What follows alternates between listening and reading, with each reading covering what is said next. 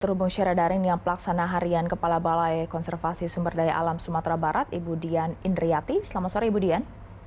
Selamat sore. Ya, Ibu Dian, jadi sebenarnya boleh atau tidak sebenarnya mendaki Gunung Marapi? Kalau setelah terjadi erupsi tentunya tidak boleh. Kami tutup. Kami tutup setelah kemarin Minggu 3 Desember 2023 terjadi erupsi. Kami tutup. Tapi sebelumnya memang Gunung Merapi ini dalam kondisi level 2, status level 2 waspada, dan dibukanya Gunung Merapi ini adalah merupakan persetujuan bersama dari kami. Kemudian kami juga sudah diskusikan dengan pusat vulkanologi. Yang jelas apa yang kami lakukan adalah merupakan kesepakatan bersama, dan kami juga melihat bahwa level 2 waspada itu memang diberlakukan untuk semua gunung Merapi yang ada di Indonesia. Jadi termasuk Gunung Rinjani, Bromo, dan yang lainnya memang dalam level 2 waspada. Dan kami memang membuka Gunung Merapi ini tentunya dengan mitigasi dan adaptasi yang sudah kita lakukan, dengan SOP dan ketentuan yang harus diberlakukan, harus dijalani oleh para pendaki, seperti itu. Ya, ini berarti dari tahun 2011 ini kan sudah waspada, berarti sejak itu tidak ada penutupan sama sekali juga sebenarnya, Bu Dian? Tidak ada naik atau turun status, tetap level 2 waspada seperti juga gunung api yang lainnya. Berarti karena waspada sejak 2011 memang tidak ada penutupan sama sekali, dan pertimbangannya memang ketika ada satu gunung berapi yang statusnya waspada level 2 tapi dibolehkan untuk tetap pendakian, biasanya pertimbangannya apa, Bu Dian? Kurang jelas bagaimana?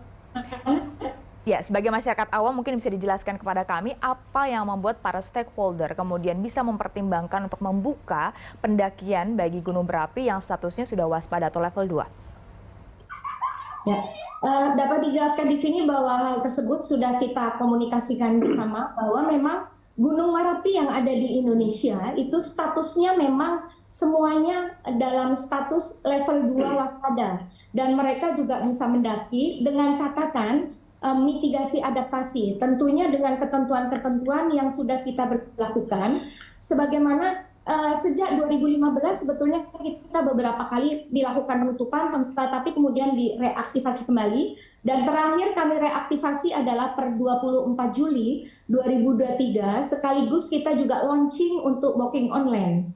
Jadi kenapa kita dengan booking online? Karena kita ingin membatasi pengunjung yang datang, dan sebelumnya memang animo masyarakat terhadap pendakian ini sangat kuat, sangat banyak, tidak hanya dari wilayah Sumatera Barat tetapi dari provinsi yang lainnya, sehingga kita mau tidak mau memang harus mengatur untuk melakukan pendakian ke atas dengan SOP seperti itu. Ada beberapa SOP yang harus diikuti oleh pendaki, diantaranya mereka tidak boleh mendaki sendiri, harus berkelompok minimal 3 orang, kemudian tidak boleh berlama-lama di dekat kawah, dan memang mendaki hanya bisa dilakukan pada pukul 8 pagi hingga 4 sore. Dan pada pukul 4 sore sudah harus turun para pendaki itu. Sebetulnya aturannya seperti itu.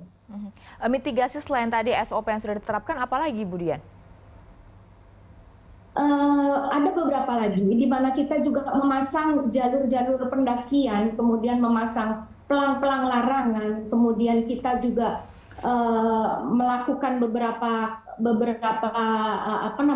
sosialisasi kepada para pendaki bahwa memang tidak boleh melakukan pendakian di malam hari. Itu sebetulnya sudah sangat jelas bahwa di sana pun mereka tidak boleh berlama-lama, dan mereka harus secepatnya untuk turun, karena kita tidak juga bisa membendung keinginan masyarakat untuk melihat kawah tersebut seperti itu. Dengan adanya pelarangan artinya ada pengawasan juga yang terus berjaga di sana?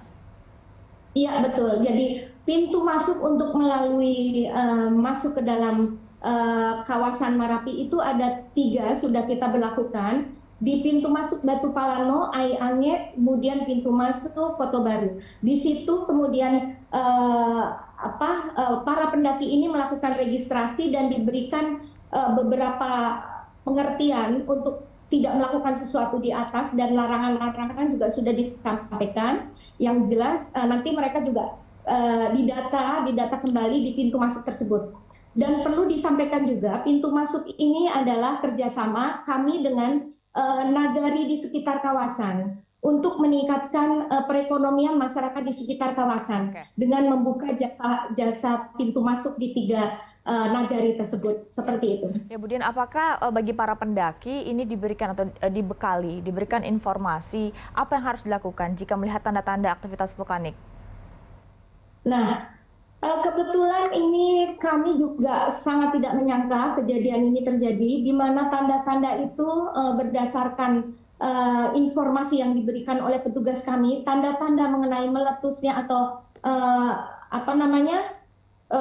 terjadinya kejadian ini tidak ada memberikan tanda sama sekali gitu. Jadi ini tiba-tiba saja terjadi, mungkin merupakan sudah merupakan inilah ya, tidak ada, pokoknya kami semua tidak menyangka bahwa ini akan terjadi seperti itu, dan tidak ada juga pengumuman dari instansi terkait bahwa akan terjadi erupsi atau terjadi bencana seperti ini. Ya, biasanya Budian mungkin bisa Anda gambarkan kepada kami jika ada satu gunung berapi yang dalam level 2 atau waspada, ini sebelum naik level, ini biasanya tanda-tandanya munculnya seperti apa biasanya, wajarnya? Biasanya terjadi gempa atau gemuruh atau mungkin ada letupan-letupan sedikit, mungkin seperti itu ya, biasanya ada getaran-getaran, tapi ini tidak dirasakan oleh kawan-kawan, terutama oleh petugas kami yang ada di sekitar kawasan Gunung Merapi, karena petugas kami juga selalu berjaga di sana. Oke, tidak ada tidak ada tanda-tanda sama sekali, dan pos pantau ini 24 jam begitu ya, tidak berhenti untuk terus memantau di pos masing-masing dan melaporkannya berkala berapa jam sekali, Budian? Kalau saat ini, setelah terjadi erupsi ini, kita terus-terusan memantau. Tetapi kalau biasanya memang dipantau oleh petugas kami di sana, dan di sana memang ada resort tersendiri, di mana kami juga memantau untuk keluar masuknya para pendaki ini. Berarti pos pantau sendiri, memang laporannya berkala untuk kondisi dari Gunung Merapi sendiri seperti apa?